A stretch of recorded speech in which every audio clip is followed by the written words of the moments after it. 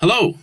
Today we are going to be talking about one of the last subjects. This week is going to be the last week of new material, and then next week we're going to be having review material. And so this week we're going to be discussing two articles from your textbook. Right. The first is by Peter Singer, and it's about wealth and poverty, and the second is by Alasdair MacIntyre, and it's about virtue ethics. And so these are applied questions. So the past 2 weeks, we've had an approach where we have looked at the argument for and argument against some current topics. First, we did civil disobedience, and then we did abortion. This week, we're doing a little bit of a different approach. We are going to take a look at some of the more famous philosophers writing in our time, or at least relatively close to our time, and see how they are using some of these applied, or how they're applying some of these philosophical, ethical approaches that we've been studying to a modern question. So today we're going to take a look at Peter Singer. Peter Singer is probably the most famous philosophical ethicist who is alive today. He is an Australian, and he was born in 1946. That makes him 76 years old, so he's still with us and probably will be for several years. He was educated in Australia, and then went and studied at Oxford for a little while, and eventually made his way to Princeton, where he's been for several decades at this point. The essay that we're going to look at is from a larger work and it was published in 1979.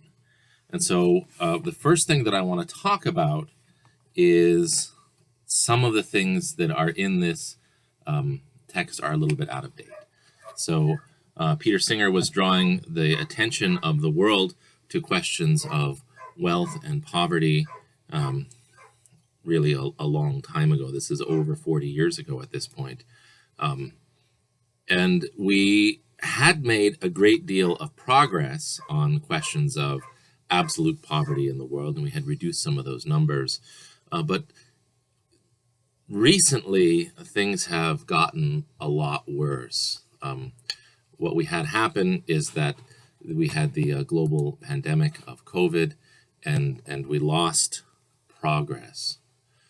So between 2020 and last year, 70 million more people made their way into extreme poverty, and the rate of global extreme poverty went up to 9.3% from 8.4%. So it was at 8.4% in 2019, which is a marked progress from 1979. But then the consequences of the global pandemic have hit these people at the margins the hardest, and that rate has gone up to 9.3%. And so these absolute poverty is defined by the World Bank today as people who are living on less than $2.15 a day. And that's really hard. But if you increase that just a little bit, to $6.85 a day, which seems pretty absolutely poor, I'm sure, to all of us. The idea that we could live on $6.85 a day, I think, would be really, really difficult. That's 47% of the population of the world. So that's nearly 1 in every 2 people. It's about half. Half of the world lives on less than $7 a day. And $7 a day, we in America are talking about trying to increase the minimum wage, which is currently, I think it's $7.15 or $7.25. So that's 1 hour of work in America. Any job that you have, in your first hour of work, you're earning more than half of the world's population is living on, if for a whole day. So that's something to think about. And so Peter Singer is a utilitarian ethicist. He is famous for this essay, And he's famous for talking about what utilitarianism means for how we are to understand world poverty and our responsibilities to help the poor. He's also famous for a couple of other things that are, I'm sure, will be of interest to some of you. He is a famous animal rights ethicist, and he bases his ethics of animal rights on a utilitarian framework. And then he also is a famously pro-legalized abortion philosopher, to the extent that he is in favor of abortion even up to a few months after the birth of the child. So he's probably infamous for that one. But we're not going to be discussing animal rights. We're not going to be discussing abortion anymore. We have discussed that previously. Animal rights is something that we just did not have time to get to in the scope of the class. However, there are many interesting approaches on that question of animal rights, probably not from a deontological perspective, but certainly from a utilitarian perspective. That's where Peter Singer is. And then also, there are people now working on animal rights from a virtue ethics perspective, particularly those people who are interested in ending certain types of agricultural practices, factory farming and whatnot. Many of those arguments actually proceed from a virtue ethics perspective. But that's beyond the scope today. Today we are looking at this essay in our book, Rich and Poor. Rich and Poor.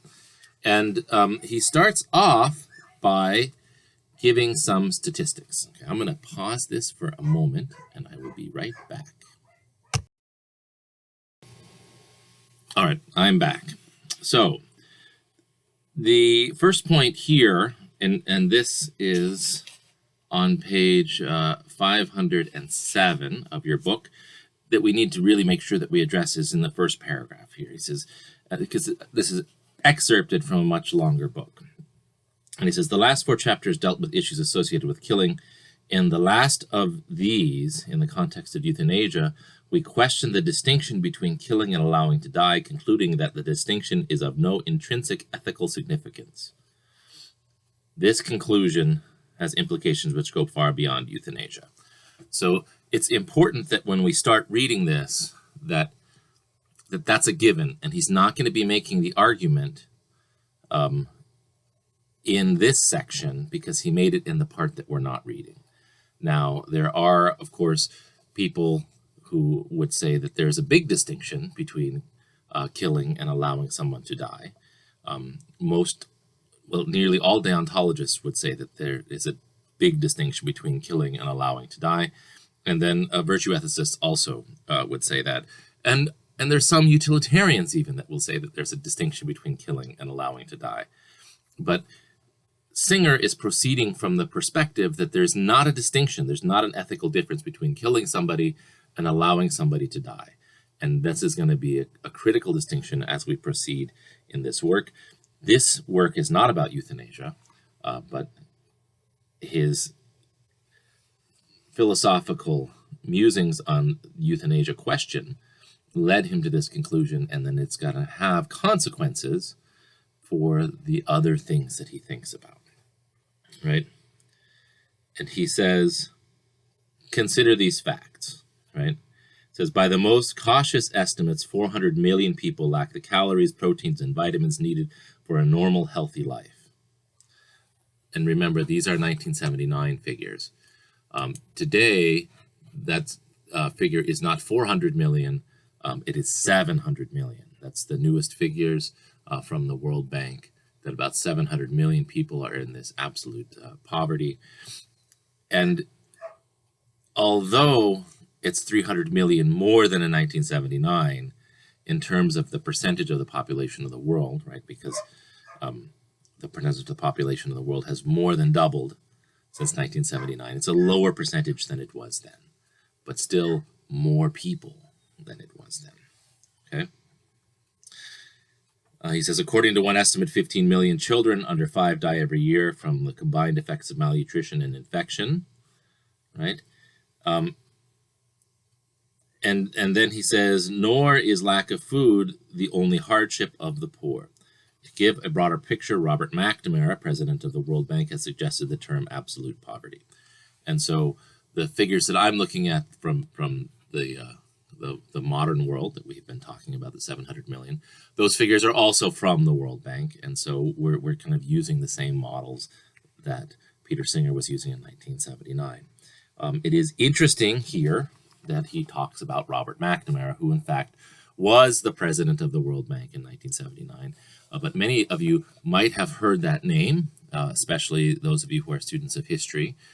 We know that Robert McNamara has an interesting past. He's not chiefly remembered for being the president of the World Bank. He's chiefly remembered for being the Secretary of Defense for the Johnson administration and the kind of architect of most of the American strategy in Vietnam.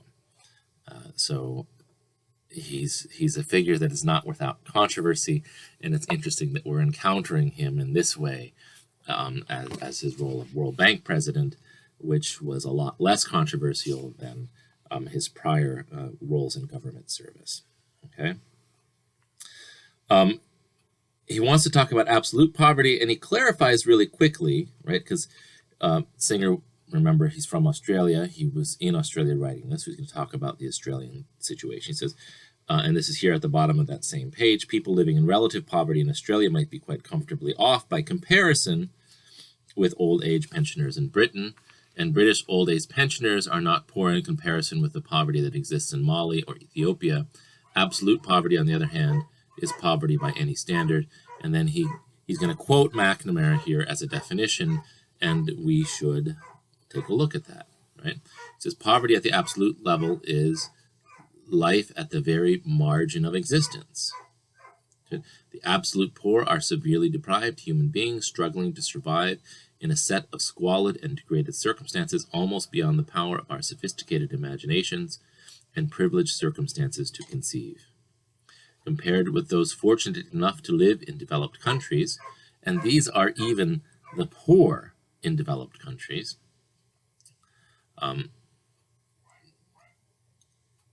individuals in the poorest nations have an infant mortality rate 8 times higher, a life expectancy rate 1/3 lower, an adult literacy rate 60% less, a nutritional level for 1 out of every 2 in the population below acceptable standards, and for millions of infants, less protein than is sufficient to permit the optimum development of the brain. So this is what he's talking about. These are the people that we have in the world living at the very margin of existence. And this is summarized also here on page 508. McNamara summed up absolute poverty as a condition of life so characterized by malnutrition, illiteracy, disease, and squalid surroundings, high infant mortality, and low life expectancy as to be beneath any reasonable definition of human decency. So this is what we're talking about. Absolute poverty is the type of poverty that is a threat to the life of the person living it. Right? This is an important distinction for Peter Singer. That absolute poverty, the type of poverty he's talking about, is a threat to the life of the person living through it. Right? That's an important concept as we proceed through this article. Now I'm going to have to pause again. I've got a lot of barking dogs. I don't know if you can hear it in the background, but I'm going to try to go address that, and I'll be back. I'll hit the pause button, so you probably won't notice that I'm gone. All right, we're back. So I want to look here on page 509, and end of the first paragraph. He says, so the World Bank estimates, which define absolute poverty in terms of income levels sufficient to provide adequate nutrition, something like 800 million people, almost 40% of the people of developing countries. So that is actually fewer people in absolute terms that are in absolute poverty now, right?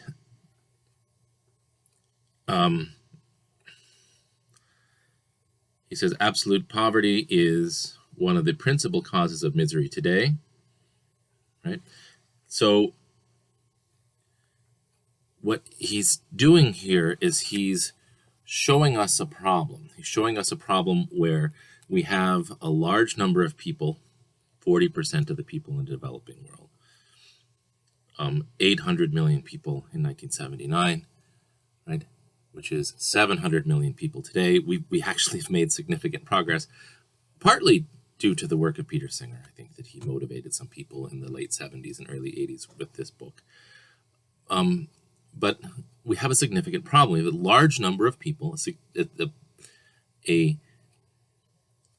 proportionately significant number of persons in this world whose lives are in danger because of poverty. Okay, so that's one step in his argument. The next step is that this is something that we can do something about. And he starts to make that argument halfway through page 509. If we look at the third paragraph down, he begins to clarify. He says, the problem is not that the world cannot produce enough to feed and shelter its people. People in poor countries consume on average 400 pounds of grain a year, while North Americans average more than 2,000 pounds per year. Right? So poor people eat 400 pounds of grain a year. In North America, this is people in the United States and in Canada, we're eating literally a ton of grain per year. And you might think about that, and you might think, well, I don't do that. But you have to add up all of the corn that you consume and all of the wheat and all of the rice.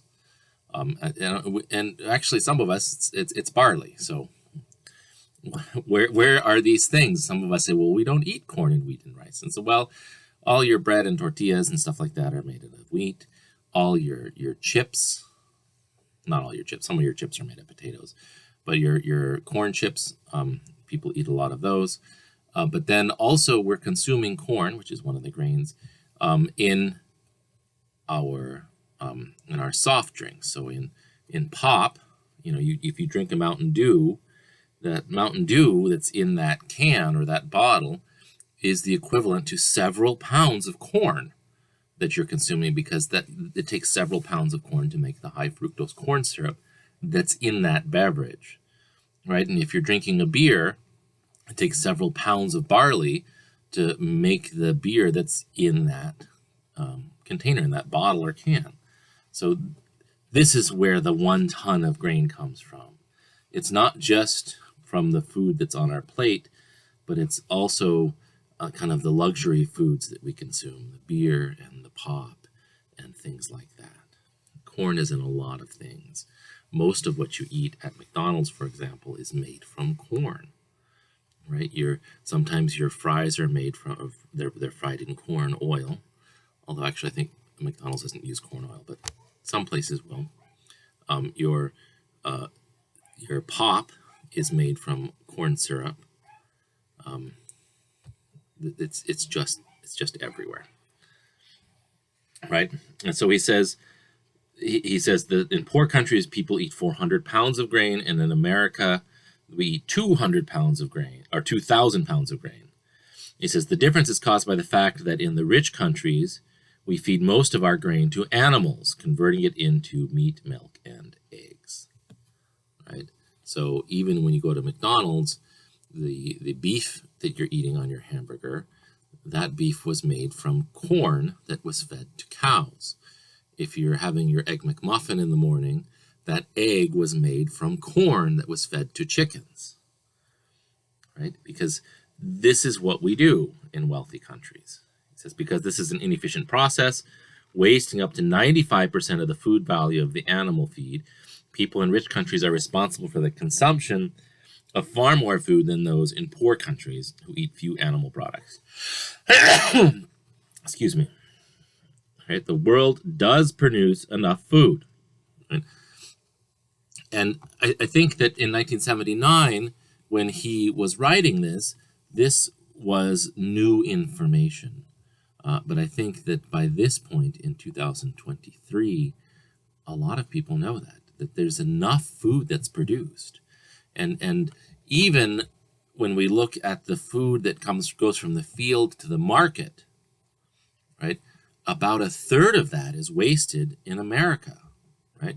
We want only the lovely vegetables. We don't want the ugly ones. There's a lot of waste. And then when people are making the foods in their kitchens, there's a lot of people, especially in the Midwest, who are thrifty and they pack up their leftovers, but they never get around to eating them. And so that also is food that is wasted, right? So this is part of the problem. So at the bottom of page 509, he asks the question, says, why are people hungry? Poor people cannot afford to buy grain grown by American farmers. Poor farmers cannot afford to buy improved seeds or fertilizers or the machinery needed for drilling wells and pumping water. Only by transferring some of the wealth from the developed nations to the poor of the undeveloped nations can the situation be changed. Right? And so this is going to be his argument.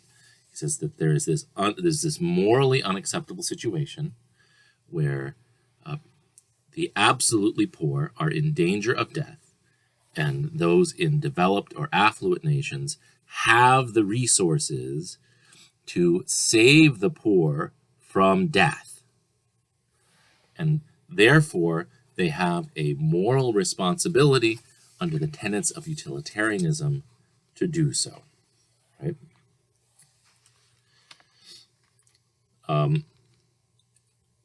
We're getting ahead because on page 510 he says, at this stage I'm making no ethical judgments about absolute affluence, merely pointing out that it exists, right? He ends that page by saying, therefore, there are countries and individuals who have wealth which could, without threatening their own basic welfare, transfer to the absolutely poor. And he says, at the present, very little is being transferred. Members of the Organization for Petroleum Exporting Countries lead the way. So that's OPEC. Those are the oil-producing countries, averaging 2.1% of their gross national product. Apart from them, only Sweden, the Netherlands, and Norway have reached the modest UN target of 0.7% of GNP. So GNP is not something that we use anymore. They used to use gross national product, and now they switched that to something they call GDP, which is gross domestic product. And that switch happened, I think it happened in the early 90s. But it basically it's the gross production of a country, the amount of wealth produced on an annual basis, right? Then he looks at some of the other countries. That Britain gives only 0.38% of its GNP in official development assistance, and a small additional amount in unofficial aid from voluntary organizations. The total comes to less than £1 per month per person, and compares with 5.5% of the GNP that's spent on alcohol and the 3% on tobacco. Other even wealthier nations give still less. Germany gives 0.27%, and the United States gives 0.22%, and Japan 0.21%. And so these are important things. He's saying that we are doing less, in the case of this British statistics, to save the dying poor from their death than we would spend on alcohol, which is a recreational substance. So we're spending more on our own entertainment than we are spending on saving our neighbor from death. This is going to be his argument, right? And so this is made clear there on page 511, where the subheading there of the next section says the moral equivalent of murder, right? Because he's saying that if then allowing somebody to die is not intrinsically different than killing him, it would seem that we're all murderers, right? And we're going to skip this. He gives a very famous thought experiment. Actually, we won't look at that. So he's going to give several differences between spending money on luxuries instead of using them to save lives and deliberately shooting people. So he's gonna consider some counter arguments here, right? And you have to remember that he's a utilitarian, right? So he's ultimately going to be considering and dismissing these arguments that in the utilitarian framework, right? So he says, first, the motivation will normally be different. So the one who is buying luxuries as opposed to spending the same money to save lives, is different than deliberately shooting people, right? So this is the claim. This is the claim that he's making, that spending money on luxuries is morally equivalent to shooting people. This is Peter Singer's claim. So he's going to consider some counter arguments, right? First, the motivation will normally be different. Those who deliberately shoot others go out of their way to kill.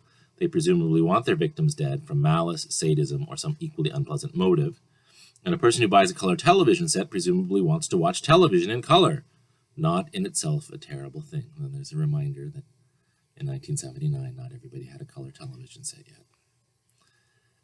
At worst, spending money on luxuries instead of giving it away indicates selfishness and indifference to the suffering of others, characteristics which may be undesirable but are not comparable with actual malice or similar motives. Right? That's the first counter argument. Second, it is not difficult for most of us to act in accordance with a rule against killing people. It is, on the other hand, very difficult to obey a rule which commands us to save all the lives that we can. Right? This is true. That's a terrible challenge.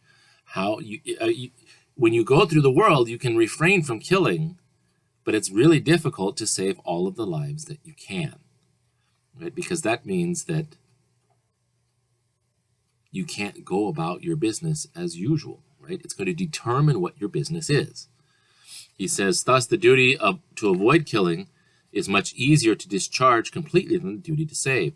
Saving every life we could would mean cutting our standard of living down to the bare essentials and needed to keep us alive. To discharge this duty completely would require a degree of moral heroism utterly different from what is required by mere avoidance of killing. Right? So if we were to take this command seriously, it would mean like living like a medieval mendicant friar, right? You think about St. Francis of Assisi and similar people who had nothing, right? That's the level that we would be at. It says, third, a difference is the greater certainty of the outcome of shooting when compared with not giving aid. Right? This is another difference. If I shoot somebody, I can be relatively certain that my action is going to kill a specific person, but if I refrain from giving aid, we don't know really what specific person that would help and whether or not those dollars that we gave saved a life or not. Right. Fourth, when people are shot, they are identifiable individuals who have been harmed. We can point to them. This is very similar to the other objection, right? When I buy my color television, I cannot know who my money would have saved if I had given it away. Right? Fifth, it might be said that the plight of being hungry is not my doing, and I cannot be held responsible for it. Right? The starving would have been starving if I had never existed. If I kill, however, I'm responsible for the victim's death, because I was the one who brought it about. Right? He says these differences, so he's summing up these objections, and this is on page 513. And this is the first full paragraph there. He says, these differences need not shake our previous conclusion that there is no intrinsic difference between killing and allowing to die.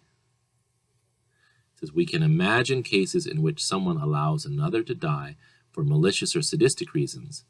We can imagine a world in which there are so few people needing assistance, and they are so easy to assist that our duty not to allow people to die is easily discharged, as is our duty not to kill. We can imagine situations in which the outcome of not helping is as sure as shooting, and we can imagine cases in which we can identify the person we allow to die. We can even imagine the case of allowing to die, which, if I had not existed, the person would not have died. For instance, a case in which I had been in a position to help, though I didn't help, someone else would have been in my position and would have helped. See? So why is he talking about imagining?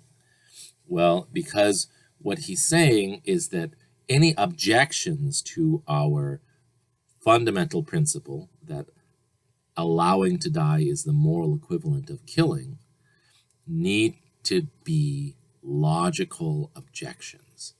And so if we can find a way that the objection maybe is not illogical, right? We can imagine a world in which then we know that that objection doesn't come from reason, right? And so that it's not an objection at all. Okay. So let's take a look. I think that's enough. He does go through on pages 514 and 515 and talks through those objections. I would encourage you to read them, but we're going to skip forward to page 517 where he gives this thought experiment, right? And this is a famous thought experiment. And one of the things that I had said earlier, right, is that if you have somebody doing a thought experiment, there's a really good chance that that person is a deontologist. And that's still true, but it's not absolutely true. We do find thought experiments in other approaches. And here we're going to get a thought experiment from a utilitarian perspective. And this is a famous one. This is one that if you keep up with anything in ethical circles, you will come across, right? He says, this is the argument for an obligation to assist.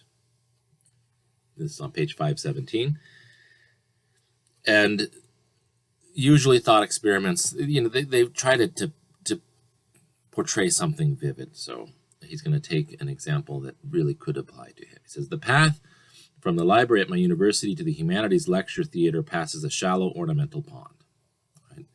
And we don't have anything like this at Finlandia. Nonetheless, you can imagine that at some universities they have that. They had one of these where I went to school at the University of Colorado. They had a pond on the campus. It was near the Modern Languages building, but it really wasn't on the way anywhere. But still.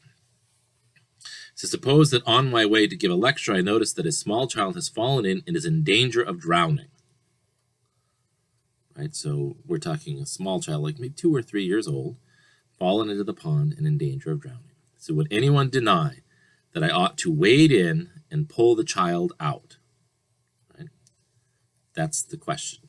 So if you're walking and there's a small child drowning in a shallow pond, do you have a moral obligation to wade in and pull the child out? It says this will mean getting my clothes muddy and either canceling my lecture or delaying it until I can find something dry to change into, but compared with the avoidable death of a child, this is insignificant.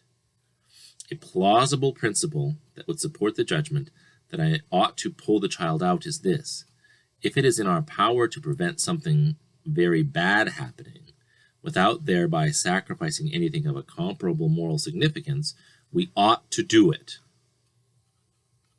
Okay, so this is his principle. Let's read that again. If it is in our power to prevent something very bad happening, without thereby sacrificing anything of comparable moral significance, we ought to do it. And I think this fits really well with our moral intuition. If we can prevent something very bad from happening, and it doesn't involve something of a comparable moral significance, then we ought to do it. So he's going to apply this now to his thought experiment, right? He says, this principle seems uncontroversial. It will obviously win the assent of consequentialists, but non-consequentialists should accept it too, because the injunction to prevent what is bad applies only when nothing comparably significant is at stake. Thus, the principle cannot lead to the kinds of actions which the non-consequentialists strongly disapprove, serious violations of individual rights. So when he's talking about non-consequential, he's talking about some kind of deontologist, right? So his moral principle protects things that are important to deontologists, right? Serious violations of individual rights, injustice, broken promises, and so on. If a non-consequentialist regards any of these as comparable in moral significance to the bad thing to be prevented, he will automatically regard the principle as not applying in those cases which the bad thing can be prevented by the violating the rights, doing the injustice, breaking promises, or whatever else is at stake. Most non-consequentialists hold that we ought to prevent what is bad and promote what is good. This is non-controversial. We should prevent what is bad and promote what is good. Their dispute with the consequentialists lies in their insistence that this is not the sole ultimate ethical principle, and that it is an ethical principle that is not denied by any plausible ethical theory. This is true, right? The deontologist is going to agree that we should promote what is good and try to prevent what is bad. But they are going to say this is not the ultimate ethical principle. What's the ultimate ethical principle? Well, it's the goodwill. It's the categorical imperative.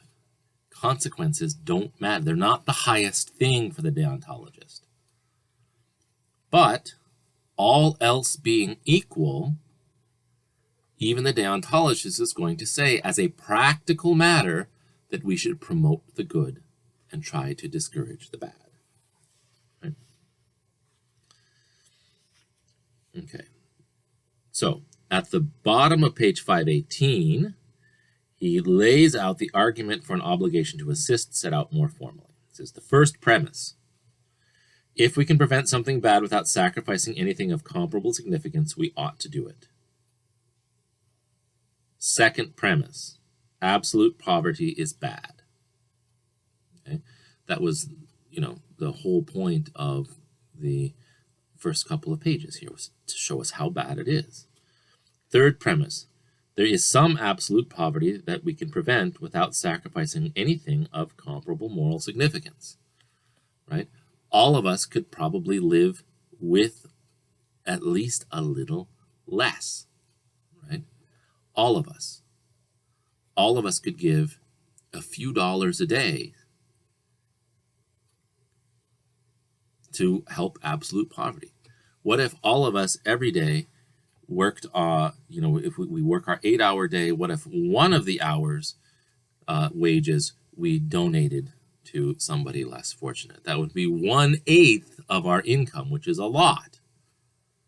But if we give up 1 hour of our time to stop something very bad from happening, maybe that actually fits within his first premise, right? It's not of comparable significance. So his conclusion then on page 318 is we ought to prevent some absolute poverty. Some absolute poverty. Now, we might not be able to prevent all absolute poverty. He's going to get to this. Okay, so let's take a look on page 519, where he is going to kind of flesh out those premises. The first premise is the substantive moral premise, on which the rest of the argument rests, right? And this was the point of the thought experiment with the small child in danger of drowning in the shallow pond, right? That everybody agrees that if you see a small child in danger of drowning in a shallow pond, and the cost of saving the life of that child is having muddy shoes, that's not of comparable moral significance, and you actually have a moral duty to save the child, right? That was the first premise, right? The second premise is unlikely to be challenged, right? Absolute poverty is very bad, right? Because what is that? Well, McNamara defined it: beneath any reasonable definition of human decency, right? These people in absolute poverty are in danger of death, just like the child playing in the shallow pond. They're in danger of death. The third premise is more controversial. Right? What is the third premise? There is some absolute poverty that we can prevent without sacrificing anything of comparable moral significance. Right? He says it's more controversial even though it is cautiously framed. It claims that only some absolute poverty can be prevented without the sacrifice of anything of comparable moral significance. Right? And thus it avoids the objection, any aid that I can give is just drops in the ocean. And this is an argument that people give against giving aid all the time.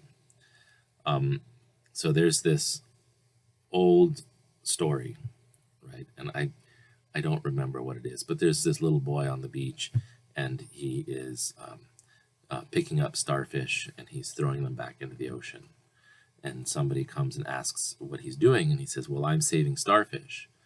And the person says to him, he says, well, there are so many starfish, you're never going to be able to save them all. I mean, you're not going to make a difference.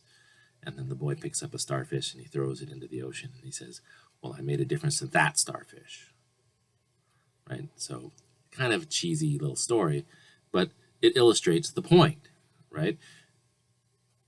There might be children drowning in ponds all over,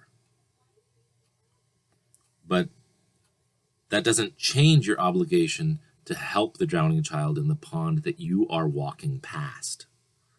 You have the obligation to assist that child. Okay? So he says, the point here is not whether my personal contribution will make any noticeable impression on world poverty as a whole. It won't. It is whether it will prevent some poverty. This is all the argument needs to sustain its conclusion, since the second premise says that any absolute poverty is bad, not merely the total amount of absolute poverty. If without sacrificing anything comparable moral significance, you can provide just one family with the means to raise itself out of absolute poverty, the third premise is vindicated. Right? So just because we can't solve the whole problem, that doesn't relieve us from the obligation to do something about it. Right? Because what we're talking about really are people who are in danger of death.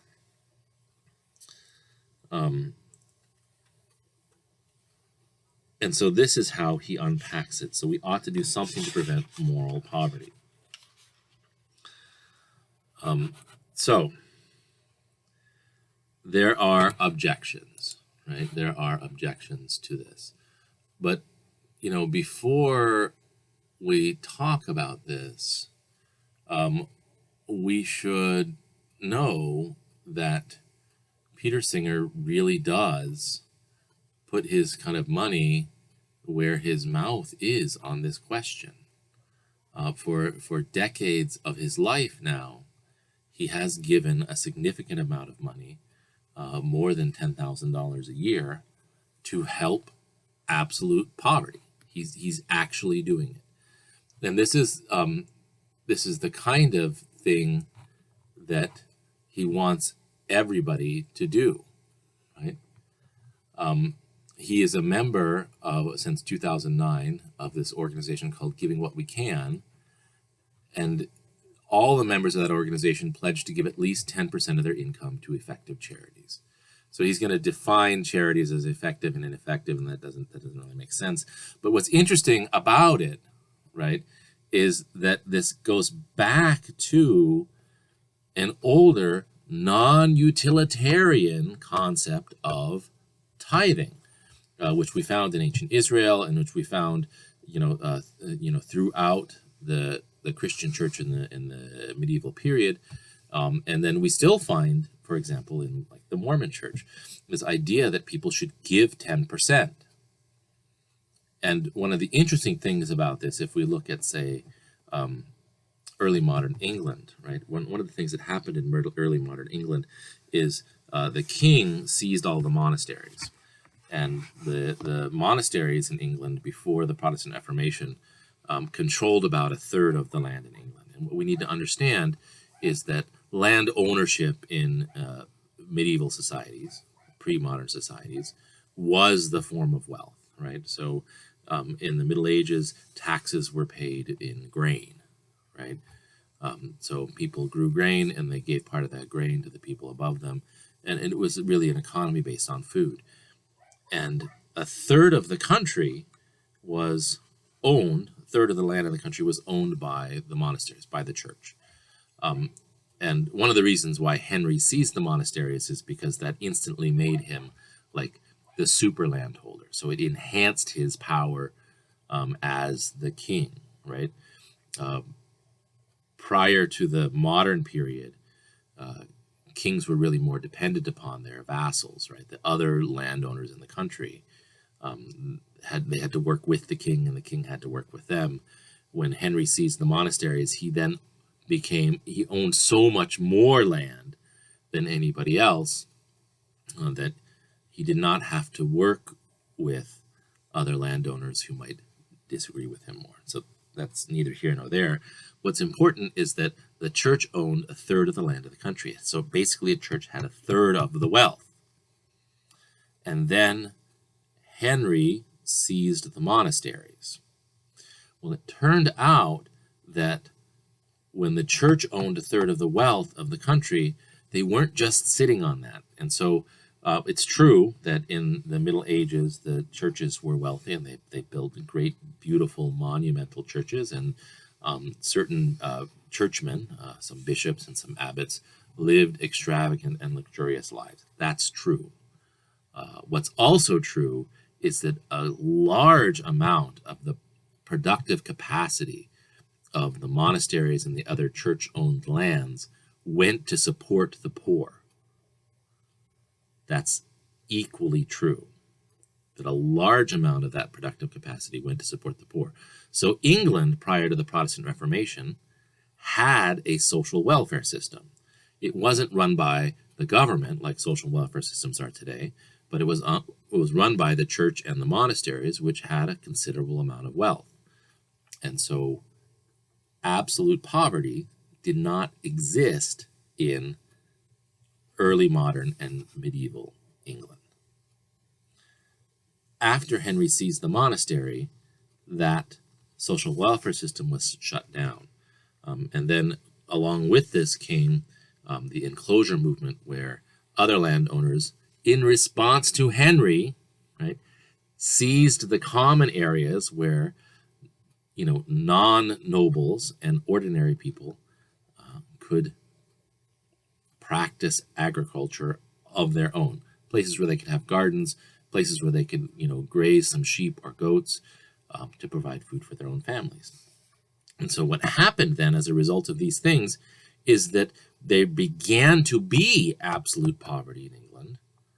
And this actually spurred the whole Industrial Revolution, because that absolute poverty that happened in the countryside drove people into the cities where they sought work in factories. So we have, as a society, when we had less wealth, we had different approaches to this question. The next couple of sections here, starting on page 520, are objections. I think that you should read through those by yourself.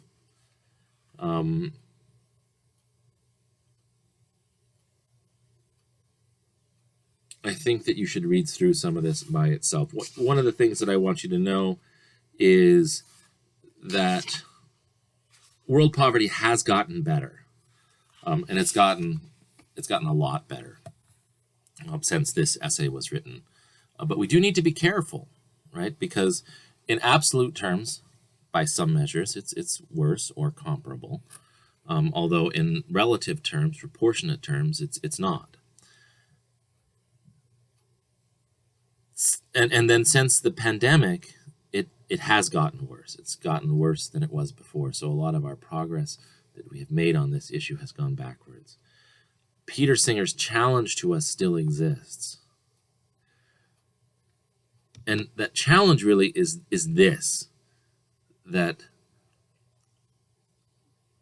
the productive activity that we do, right, which is the work that we're paid for, needs to only be a portion of what we're giving to our communities. So even people who don't have a lot of financial resources, they can afford to give time. And they should give time.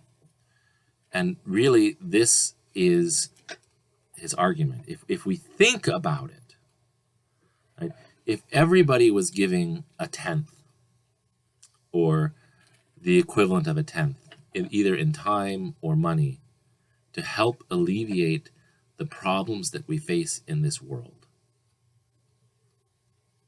we have to think that the world itself would be a far, far more humane place.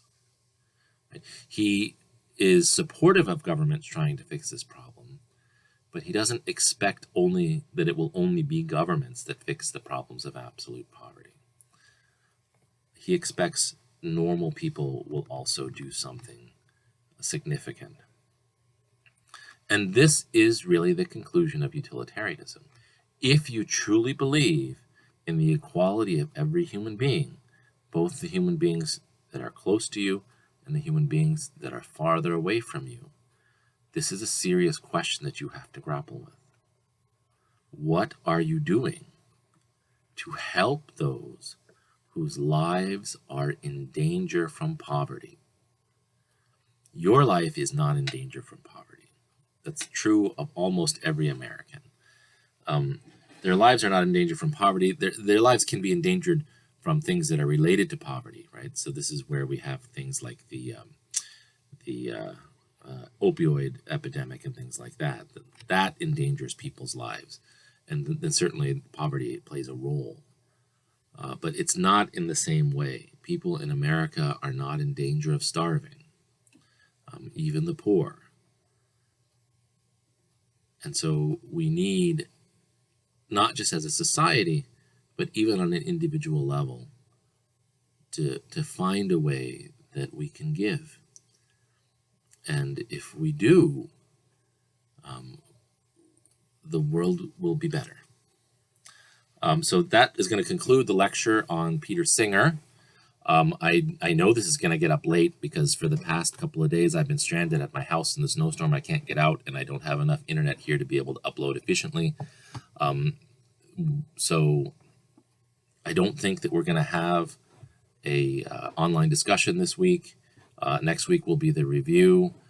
Do expect that there will be another lecture on our other thinker, Alistair McIntyre, and that we're going to have some review lectures next week. I will see you soon. Goodbye.